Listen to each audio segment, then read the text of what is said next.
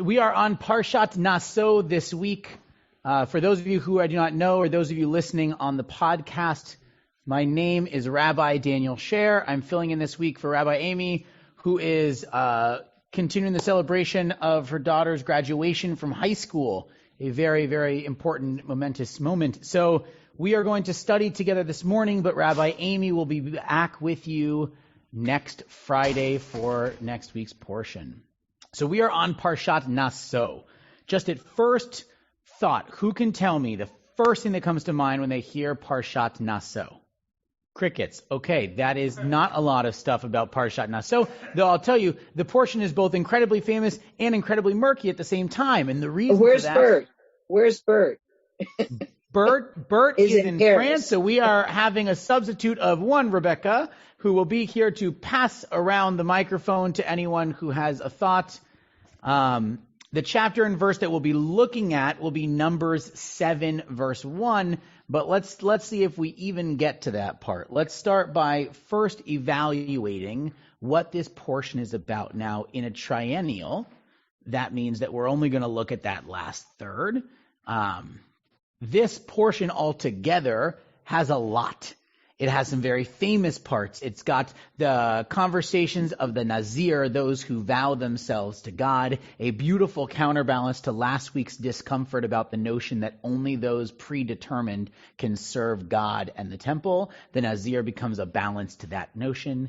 Then at the end of last year's triennial, and when I say the end, I mean 2 verses off of what we're supposed to study, you have the Birkat HaKohanim, which we'll see, maybe we'll come back to it anyways, but this beautiful piece in which God shows Aaron just how simple and beautiful it is to share blessing onto another person, becoming the first blessing in our text. And then you get to this week's portion. This year's part of the triennial is 89 verses, I believe, and goes through what can only be described as painfully repetitive recording of offering. So that's where we're going to start. I know I made it seem really exciting that this week we're going to learn about the painfully repetitive recording. But that is in fact what we're going to do. And so when I say painfully repetitive recording, let's go ahead and look at a few lines together. Chapter 7, 1, if anyone has it open and wants to read, I welcome it. If not, I will happily read the verses for you. And Melinda. On the day that Moses finished setting up the tabernacle, correct? Yes. Making sure I'm in the right place. Excellent. On the day that Moses finished setting up the tabernacle, he anointed and consecrated it and all its furnishings, as well as the altar and its utensils. When he had anointed and consecrated them, the chieftains of Israel, the heads of ancestral houses, namely, the chieftains of the tribes, those who were in charge of enrollment, drew near and brought their offering before Yud-Heh-Vav-Heh, 6 draught carts and 12 oxen, a cart for every 2 chieftains and an ox for each one. When they had brought them before the tabernacle, Yud-Heh-Vav-Heh said to Moses, "Accept these from them for use in the service of the tent of meeting, and give them to the Levites according to their respective services." Okay, perfect. So far, what we've got here is the beginning of all these lines that are going to happen. Are we getting hellos, thumbs up, waves? I can't tell. I'm seeing lots of hands. May I speak? Sure. I was going to finish the thought, and then I was going to call on you. So I was just checking if you were waving or not. Dana has the same thing to say that I do, but I had to get up out of my seat and go and look for it. But this happens to be Naso of our bat mitzvah in 1984. Awesome. And this is the cover of it. And Naso sounded so familiar. And I thought, was that my son's or was that the one that we did? And you can see the people down here were Selma Whitties, myself, Dana.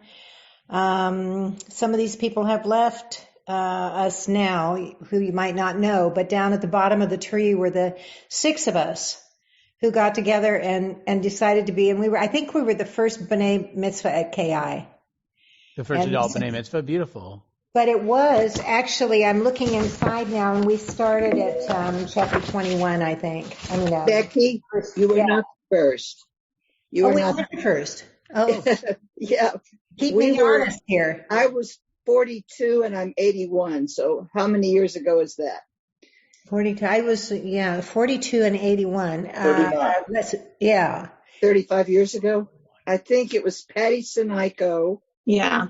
And me and okay. I can see their faces. The point being, we can see the connection back to this idea. You've actually proven why we study Torah in a cyclical fashion, right? That if we were addressing a new idea, which we do, but with a similar text, we don't have these chances to pull ourselves back into a moment and back into a memory. But in this portion of Naso, which I would imagine what you probably read was last year's triennial, the chance to have the Birkat HaKohanim is a pretty powerful piece. But today, as I said, our job is actually to dive into what might seemingly be a little bit less engaging of these first lines that tell you exactly what each tribe is going to bring. And then the next 40 lines of just telling you that those tribes brought those things.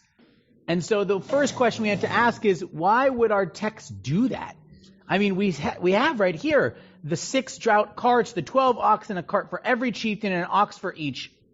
And then they go through and start saying, here's the carts and the ox that each group gave.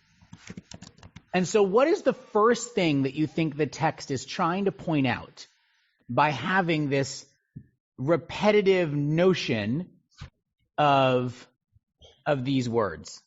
What do you think the first thing our text is trying to point out is? Yeah, Lee, you're muted right now, so go ahead and unmute to answer. That everybody is bringing a certain amount, but everybody is bringing something. Okay. So everyone bringing there's something. There's no exemptions from bringing something. Okay, so there's no exemptions, and the other piece of it is it's kind of a reminder of the entirety of the group, right? If you just say, here the people brought it, it's one thing, but if you then start walking through, and you would see if you start to scroll through, there's slightly new names, right? You know the original tribes, but now we're getting into the breakdowns of the different sections of the tribes. You're starting to see the more full nature of the Israelite population. And so even though it could have maybe been said in a more concise way, one thing to look at right off the bat is by laying it all out and describing what each group is doing, you're really driving home the point of the entirety of the Jewish people and the entirety of the Israelite population. Yet they're all giving exactly the same. That's right. One wagon. That's right. His microphone's on. I just want to double check. No, look at the screen first. Oh, you're good then. All right. That's right, that everyone's giving this same gift. Any other thoughts before we start to continue to explore this? All right. So not only are they giving the same gifts, we're also going to start again seeing a little bit of like what the Levites are doing and what's different for them and all of that. But so this portion essentially becomes an example of unity and diversity together in one. Each tribe has a function in regards to the dedication of the temple, but each tribe is also required to bring the exact same number of items in a set pattern over the course of 12 days. And within the tribe of Levi, each family had their functions receive different amounts of gifts to fulfill those functions. If I'm being blunt, this is one of those chapters that we read and question and have to really push, is there modern day relevance? Because otherwise, we're talking about 89 lines of recognition of the same gifts over and over and over again. There's a lot of accounting in this parsha. And it gives us an account of each individual tribe and then adds to the more overall. And so let's look at patterns. Let's begin by looking at patterns to see what we might learn from that. The first pattern that we see is the order that the tribes present themselves. This is a little bit telling of the way in which the narrator wants us to see and understand the listing of tribes. The next is the number of animals provided for each offering. And the third is the amount of gold and silver provided for the blessing of the altar. Now, if we're keeping track, what they talk about is that this incident occurs during the first month of the second year after Exodus. This dedication took place, this took 12 days to complete, and it was complete before Passover. And it's important that the pattern was not altered for Shabbat. The more interesting part is that this consecration, if you will, was not ever repeated. Meaning that when Solomon, Ezra, Nehemiah, anyone who tries to reestablish parts of our community in later times after the destruction of the temple, they don't do it the same way. This is a one-time experience. Now, why do I point that out? Often we see Torah as a outline that will be repeated. And so when it's not repeated, we have to ask ourselves, what was the real purpose of this addition being put in? Now, if I was to just jump straight into the critical lens of it, what I would say is we are a little bit back to where we were last week, investigating the tribes themselves. Now, last week we jumped into the notion of the Levites, and today I want us to start with the notion of 12 tribes. There's an article by Andrew Tobolowsky, and it says that the question becomes, did Israel always have 12 tribes? Now, we're walking on ice in this moment. Yes, George. You're going to need to unmute, George. Perfect. A slightly different point. It's all tribes give equally and did not take into account that sometimes may be more affluent than others. Current terms, it's a regressive tax rather than a progressive tax or sacrifice, and whether that is important in the scheme of things. Can you so you said a progressive, not regressive? I missed part of that. Can you repeat that one more time? Since it's all equal, independent of the affluence of the tribes, one would assume some tribes are more affluent than others. That it's a regressive tax or sacrifice rather than a progressive tax or sacrifice, and whether that's relevant here. Nice, yeah, that's very true. There's a lot to be said about starting on equal footing, right? And the difference between fair and equitable. I think you might have seen, some of you going through the internet over the last couple of years, there'd be these different pictures of equality versus fairness versus justice, and the notion of, like, if you are 5 foot tall and you're trying to look over a gate and there's a 6 foot tall person next to you looking over a gate, if you're both on the same size block, are you actually both getting the same amount of experience? And the answer is no. One of you actually needs a higher block than the other one to be able to get the same purview and the same viewpoint. So that is one piece of this, where regardless of the affluence of the tribe, this is their donation. That's very true. But the other piece that I do think our text is going to start to wink at is the insistence of the 12 tribes. And so asking the question, did Israel always have 12 tribes, kind of sparks a little bit of what we talked about last week with the idea of where are the Levites really coming from? But I want to push that idea a little bit further and ask, did Israel always have the 12 tribes? The depiction of the 12 tribes comprises Israel, starting with Genesis, going all the way through Kings, and it has all these different pieces that try to explain how the territories of Israel divided up begin. Now, we mentioned last week that it's interesting that we have 12 tribes. The Levites don't get. So how do we balance that out? Joseph's 2 sons each get a space. That way the 12 territories still make sense. But there's something interesting to this consistency of the number of 12. When asking, did the 12 tribes exist, we have to first start by saying, what is the narrative that we first learn about these tribes to see if it's even a relevant question that the 12 tribes existed? Yeah, you have your hand up? So we start with a tale of 12 brothers. Now, when we say 12 brothers, how many brothers do you actually think are relevant to the conversation? There's 12, granted, we talk about the 12 territories, the 12 brothers of Joseph, but how many of the sons are really important if we're looking through a critical lens of trying to understand the territory and leadership model of the later kingdoms of Judah and Israel? Yeah. Okay, Judah versus who? Reuben. So the story of Jacob's 12 sons begins with the birth in Genesis, way back, continues with, it goes through Reuben, continues all the way to Benjamin, finally at the conclusion of the Genesis, and taken as a whole, it's the longest literary unit in our Bible, We look at this a lot. The Joseph story spans 3 parsha. And from the viewpoint of in genre, it would be called, a novella of sorts. Like that's kind of really where this story comes from, trying to build up this relationship piece, this drama piece, all these pieces with the brothers. In fact, going all the way through Tim Rice and Andrew Lloyd Webber's Joseph and the Amazing Technicolor Dreamcoat, because it's such a captivating and powerful story. But the main theme of leadership really comes down to Reuben versus Judah. It's the struggle of dominance.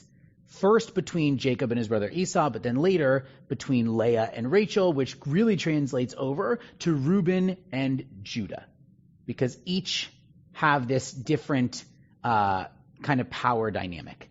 Now, leadership comes with responsibility, and indeed we do find that Reuben playing the role of the elder brother when he tries to save Joseph from his jealous brothers, though doesn't do a great job of it. He just says, rather than kill him, let's just throw him in a pit.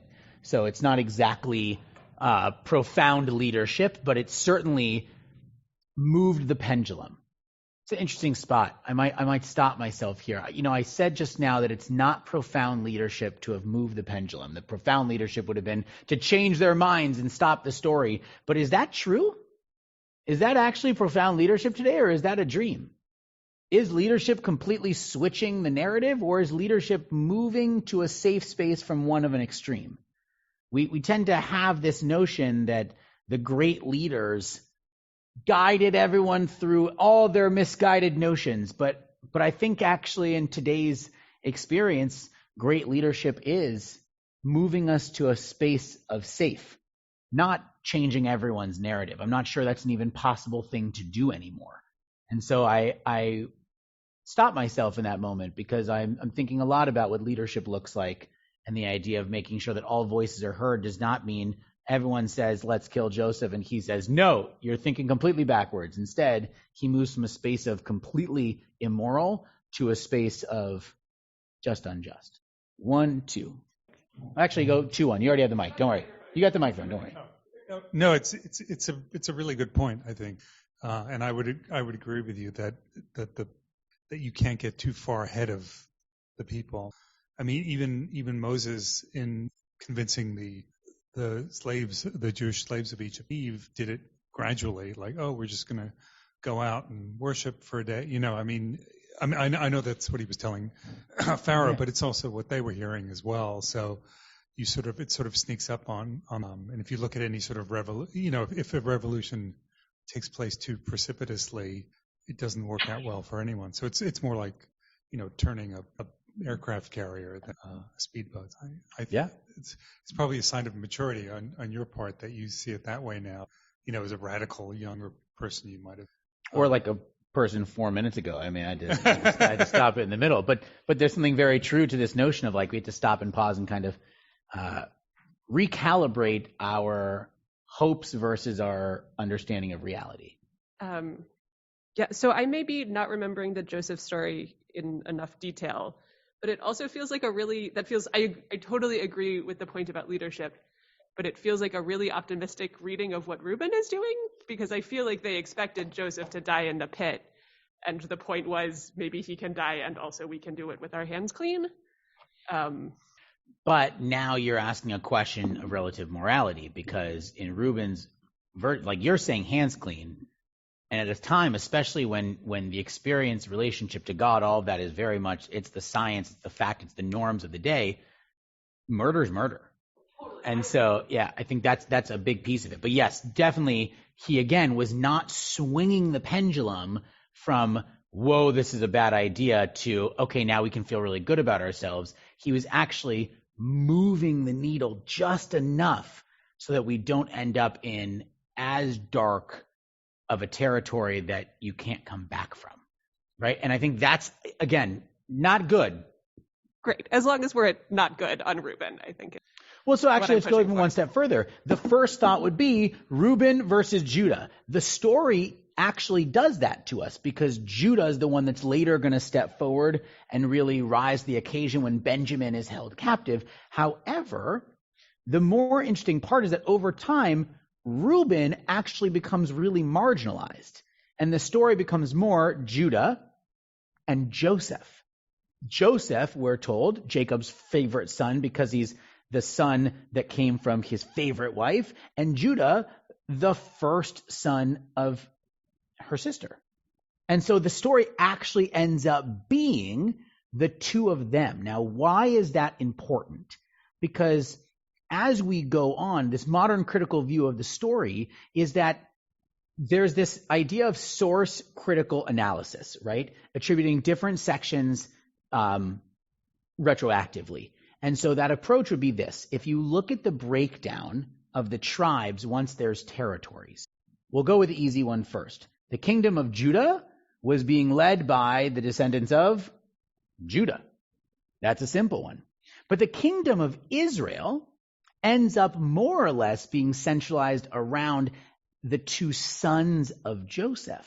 And the kingdom of Israel ultimately really becomes a leadership of the tribes of Joseph. And so if you start with notions like Numbers 7, where everyone is giving an equal amount, we are able to say all the tribes had equal chance, equal footing, equal opportunity, equal connection to the divine. And so later, when we get to stories of civil war, when we get to stories of the kingdoms against each other, when we get to these different pieces, we have established that no one had a leg up. Everyone had their fair shot, except for maybe Benjamin, whose tribe is right in the middle of the two territories. And if we really dive into it, somewhat gets split apart, and some go to one kingdom and some go to the other. So this notion comes from the tribes. So now I go back to, were there ever actually 12 tribes?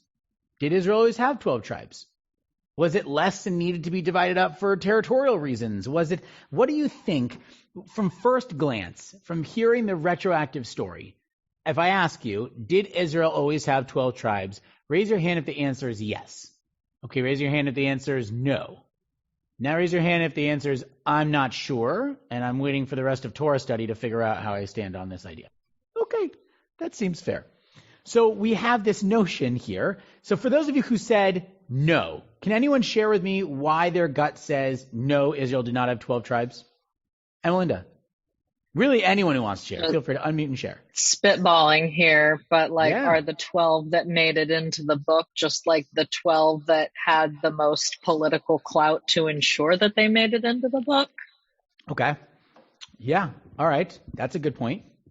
Well, I mean, if you think about it, if you compare it to any other place, right? The idea that a certain territory would be populated by the descendants of one person. It sort of, what makes more sense is the opposite, is that you have the territory first, and then it's populated, and then there's mixing and everything like that. But the fact that somehow areas would remain just occupied by the descendants of a certain person seems to be the reverse order. The territory should come first. So maybe it's kind of a reverse engineering. Oh, this is the territory that we have, but in our forefathers this and this, but it starts with the territory. I mean, if you were just to ask me objectively, I would say I bet you it started with the two and the person. Yeah. I'm a little confused. So if you're talking about foundational mythology, okay, this is an origin story. Very much. So why the number 12?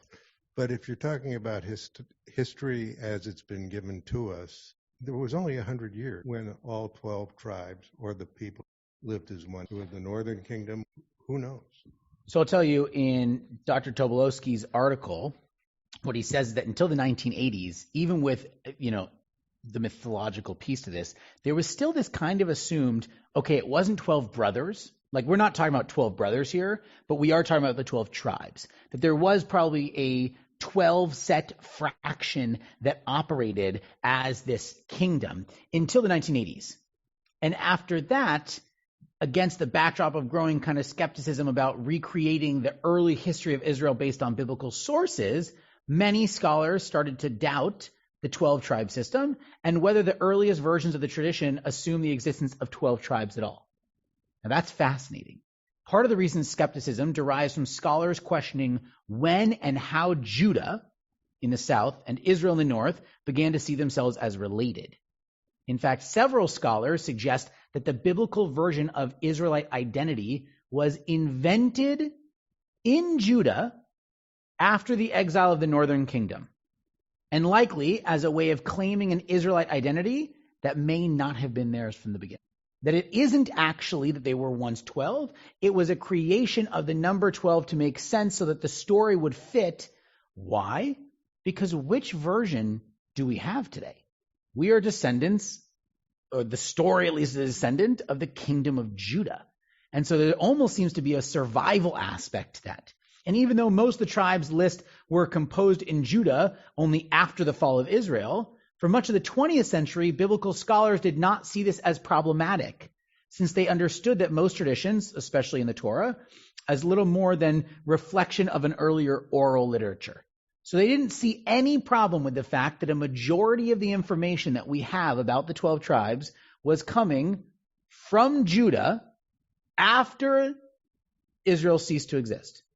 But scholars are now beginning to recognize that most 12 tribe lists are in fact very late Judahide lists, and that the 12 tribes concept is a very late Judahide idea, which means it ostensibly contradicts, the whole notion of having 12 tribes. How does the prophet stand? Okay. So right here, the Song of Devorah in Judges 5. Let's start there. The oldest of all the tribal lists according to many scholars, which is interesting because now we're looking at the when each thing is written, we're saying that this piece was later, does not present the standard 12 tribes. First, it depicts Gilead and Machir, usually treated as part of Manasseh. So here in Judges 5, it says, from Machir came down leaders, from Zebulun such as hold the martial staff, Gilead tarried beyond the Jordan, Dan, why did he linger by the ships? This song also leaves out altogether in Judges, Judah, Simeon, Levi, and Gad. So one of the first pieces is that actually in the book of Judges, we've got spots where they don't start by naming 12. They don't even reference them. Now, again, you can see this as we're at a point where they're already seeing them as territories, so it's a different relationship. But it's possible that the tribes listed in Judges 5 don't give us a comprehensive version of early Israel, since only the tribes that actually participated in ancient war would have been on their mind. Dana. I might have missed some of your explanation, but the thread of 12 brothers and 12 tribes in terms of the order of when things were written, it does match up. So were the 12 brothers invented, before the idea of when you're talking about the order of the storytelling? Yeah, so if we're looking at biblical criticism, we have to recognize that the story in Genesis is definitely projected back from an experience known later in biblical text. But that's why we would look at something like Judges. And so what I'm really getting at, because I know it's getting a little bit into a complicated territory, is there is reason to question whether or not there were actually 12 tribes. Now, we can simply write that off by saying, yeah, of course, that's half the battle of studying Torah, is figuring out where this historical relevance connects into our biblical relevance. But at the same time, I think it's telling, because what Numbers 7 is trying to do is to create a equality and a connectivity beyond the 12 tribes, which becomes important if you're trying to figure out, do all of these areas, do all of the tribes, do all the territories have an equal and fair connection and claim to the tradition? And honestly, part of what makes me want to drive down that specific part of the wormhole is the stuff that we're not mentioning at all, which is the 3 or 4 lines that happened right before this triennial, which was the Birkat HaKohanim.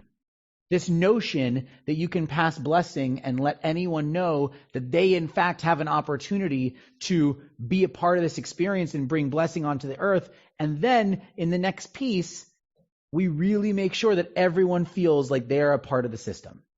And again, make sure it's 89 lines of what was given, why it was given, what their role is, how that relates, etc., etc. The 12 tribes need to have an establishment because otherwise it does call into question and put into jeopardy the relationship moving forward of the lineage of the people. Hand went up and down. Anyone have any thoughts here? Okay. Yes. Thank you. I think it's just because I'm like a little fuzzy on the history, but is the reason why all of this is coming from Judah is simply because like the nation of Israel has been dissolved and so they're not available to tell the story, rather than like a narrative that Judah is trying to push? Yes, and. Right? So A, there is a narrative Judah is trying to push. The question is, are they trying to push that narrative because they're trying to prove value over the kingdom of Israel, or are they trying to push that narrative because the kingdom of Israel has already dissolved, and the last chance to connect to this kingdom, this cultic faith, to keep this tradition alive is for Judah to be the ancestor of, and ends up being the ancestor of, Judaism, right? So we are not Israelites anymore. We are Jewish people of Judaism because we are descendants of the kingdom of Judah. So the reason that this all becomes important is, do we have ownership to all of this? And so if you follow the idea that they may not have been an actual tribe, then what they're doing is they're building in authenticity to that connection, which for some of you in the room is going to feel uncomfortable. For other people in the room, it's going to feel obsolete. If the whole point of this is the mythological piece, is the connective piece, is the religious piece, who cares if they are actually descendants? And for others, we grow up with the notion of 12 tribes. The idea that that might actually be a conflated story calls into question a lot for people. And this is where we all have to decide as biblical explorers how we want to engage in the material. I often am not the biblical criticism engager. I keep biblical criticism in the back of my mind. I recognize that it is written by the hand of human, divinely inspired by God, but I tend to try to extract meaning that helps me with my spiritual connection to the world around me. And so let's take that vein a little bit, because we've done the 20 plus minutes of exploring this idea of whether or not it is actual, authentic, factually. Now let's get into what offerings are all about. 89 lines of offering. So what are we supposed to understand as an offering? Now, many people have this idea that as we approach God, that we approach God to get something from God. But that's not the way our tradition begins this explanation. The tradition begins this explanation that we actually go to God by offering something, that we should always have something to give to God in this moment. So the question becomes, what do you give to God in the day when we don't have a temple now? Number 7, it's quite easy. What you give to God is the explanation that's been written down. What you give to God is the sacrifices that were listed out in previous weeks. But what do you give to God when you no longer have the temple? What we give is we give our sincerity. We give our desire for truth. We give our exploration of this tradition and say we dug deep because we cared about the actual essence of the lesson. That we give our honor and our integrity to this, which is where it comes to this last piece, is like the sweet smell of incense. Now you might be saying, Rabbi, that feels like a really interesting curveball. Why are we talking about incense now? There's one other really interesting piece in this week's Parsha. When Moses finally has built the Mishkan, anoints with the oils and sacrifices it in all the vessels, which is how we started this piece, we have to remember that is about smell. There is a tangible experience to the smell, to the olfactory experience. And I can't remember exactly where I first learned it, but I remember this piece of Jewish mystical tradition in which oil represents divine wisdom. Right? And in it, that the sanctuaries that stand empty now during these periods of when the sanctuaries are stand empty, how great it was to sit around the table and to be in the experience, to taste the sweetness of the wine, to smell the incense and the oils. And so this lesson comes from this idea of how to study Talmud. You see, when you're in rabbinical school, they'll try to teach you different ways to engage and study Talmud. One of them was that they'll give you a small hevruta, your small connection of group of people. They'll tell you to go study one small section. In fact, like, take a week. Learn just that one small section, and then come back and share with everyone what you've learned. And there's this story about a teacher, I want to say, I don't remember which seminary, that's what's bothering me in this moment, in which students began to speak and were cut off by the stern teacher very quickly, telling all of them, you're not smelling the passage right. You're not smelling it. And he almost kicked them out and said, don't come back until you can smell the sugya correctly. That's interesting, right? You're not smelling it right. What does the teacher mean by that? You're not taking in all of it. You're not understanding the wholeness of this experience. Well, that's actually part of what we get in Naso. In the temple time, the priests would help the Jews offer their sacrifices, and the smell of the sacrifices would rise up to the heavens and would be pleasing to God. We've talked about this. That's the whole idea of the korban. And so there's this idea that one of the Kohan's essential functions was to offer pleasing odors of our essence, of the experience on this earth, up to God. Think about the people you know best, truly best, closest, the people you hold dearest. Think about giving that person a hug. Do the people you love most have a distinct smell? Do you know that smell of certain experiences that you have, the smell of someone's shampoo when you give them a hug? Yesterday was my son's graduation from preschool, and we were sitting on the playground, and one of the moms held her son dear and took a deep breath in and said, he smells like maple syrup. Now, there was pancakes at breakfast, but her point was actually taken that there is a sweetness to the way his childhood smells, that there is almost a deeper sense of knowing when you can identify a person not just by who they are, not just by how they look, not just by their relationship, but almost by their smell. The deep, intimate, personal relationship that comes from smell. Well, the same is true of us and God. When God can smell us, when we are hugged tight by God, when we are offering up part of our experience, we have a better chance of actually being engaged in divine blessing. I love that lesson. I love this notion that inside this experience, the reason they drive so deeply into what is being learned is that there's something to be said about each time you offer driving closer and closer together until your smell is a distinct smell known by the divine.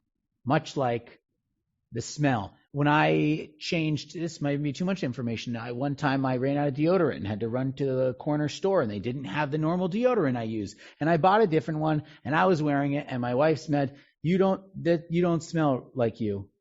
It's still me. Same person, same clothes, same attitude, same humor, same everything. You don't smell like you. Because for the people that you are closest with, this is in fact a real piece of how you engage. When we're finally close enough to this text, when we dive in deep enough to this text to smell it, its meanings and its blessings become all the more relevant. Yes, Dana. Well, speaking of relevancy in the Torah of today, the Torah is ahead of time because of the concept of pheromones and what that means and relationships. And, I think they were spot on scientifically speaking. Yeah, it's pretty wild when you see that side. I definitely agree, and there's something real to it. There's a ride at Disneyland, California Adventure, called Soarin' Over the USA now, or Soarin' Over the World, or one of those. And it started as Soarin' Over California. And the best part of that ride was when the 3D IMAX would take you over the orange groves of California, they would pump the smell of oranges into the space. And it literally messed with your mind. You felt so much more in that space because of that. So there is something to be said about engaging with one of these different senses, and smell is one particularly powerful when it comes to establishing that meaning. Yeah, Rita. Can you please unmute, though, really quickly? Apparently, neuroscientists have found that the center of your smell senses in the brain is very close to your emotional center, and we all experience that. We have a whiff of something and a memory comes back. So I think that is another connection. Yeah, I agree. Lee. Conversely, I recall when my husband was in the hospital, seriously ill, there was actually no smell because there were so many. He was hooked up to so many things. And when he started to heal again, his smell returned. So it was interesting because it was he was being kept alive mechanically, and then when he was able to, miraculously come back, his smell returned to me, which was an interesting thing. Yeah. And, smell isn't something that we often were talking about nearly as much until the last 2 years. Until this became in two parts. A, when the sense of smell became a very real part of the symptoms of COVID. And B, until separation, right? Like, let's be very real here. One of the biggest things that we worried about in June, July of 2020, when this had gone on for more than 3 months, when we realized, this is not just going to be over and return to everything, is how do we give each other our deepest blessings when we can't be near each other, when we can't smell each other? How do we actually give each other that depth of support that it would take to be siblings, to be family, to be the 12 tribes that are about to have to figure out how to continue to operate both as family and now as functioning tribes if you can't get close enough to smell? I think the establishment of all these different pieces in number 7 is really saying, if you are going to remain a family, if you are going to function as a kingdom, if you're going to make it more, Mark, like you said, less than 100 years, if they're going to make it, they have to continuously be a familial unit still. To have that camaraderie, they have to have that respect, they have to have those gathering points. And if they don't, they're not going to have any chance of surviving it together. And what do we see? As the tribes continue to spread off into their own, as they continue to kind of develop in their own spaces, they end up fracturing and breaking. And there's a lot to be said that they weren't close enough. They didn't stay spiritually connected enough. They weren't emotionally tied to each other and in proximity enough to really stay together. Bad response. I don't want any of this children being said who you are. Yeah. Go back to the most raw, authentic connection that you gave to me, right? Because, all this time I keep talking about the tribes, but you're absolutely right. That smell piece, like I said, we offer up that smell to the divine. That's the part that ends up missing. They get so deeply focused on expansion and growth and modern and this and that and the other that but all that is immaterial. I'm not getting that spiritual hug anymore. I'm not smelling that love. I know it sounds so bizarre when we first say it, but I'm not smelling that love is such an important piece of this. Yeah. I just wanted to, now that we're back on the subject of the tribes, there was I think of it, over Passover when we do the 4 sons, and it's always I have 4 children, so, I always sort of soften a little bit by saying, well, we all, it's sort of we, through the phases of our lives, we've been each one of these people. We're not all evil. We're not all, it's sort of a mix of personalities rather than just one single thing. And when you think of the blessings that Jacob gives to his sons, it's sort of different traits which sort of comprise a nation, basically. It's not that one tribe is going to be all this, like all seafarers and all warriors or all. And in a way, I would argue that in that spirit, the tribes sort of survive in the people because the attributes survive. It was never supposed to be, if we're talking about the mythology of it, it was never supposed to be that separated. It really represented the attributes of a nation. And it's not like you were going to have all of this kind of people in one area and all of this kind of people in another area and all aristocrats in one area. It was all a big mix-up. And if you look at it that way, the tribes are really a description of the types of people that comprise a nation rather than distinct ethnic groups or tribal groups. That's all. Yeah. Anyone else have any closing thoughts on this week's Torah portion? From our gallery view too. I'll tell you, there's a lot of ways to connect this. One way that really gives me this direction is that there are days that we're going to feel this low, feel like we may have fallen, feel like we, are drifting apart and failing as the tribes did. And that what we have to know is that we have the ability to get up again, to find the day that we will return to one another, to hug one another, to have that smell, that sense, that knowing of the individuality of another person, what we can learn from another person. And when we do that, we're going to drive ourselves back closer to the divine, much like the gifts and the offerings that were being mentioned in this. When we can realize what we're bringing to the table, we can realize what we're worth in that sense, that's going to give us the opportunity to truly have that familial relationship, both with all of the people around us and with the divine.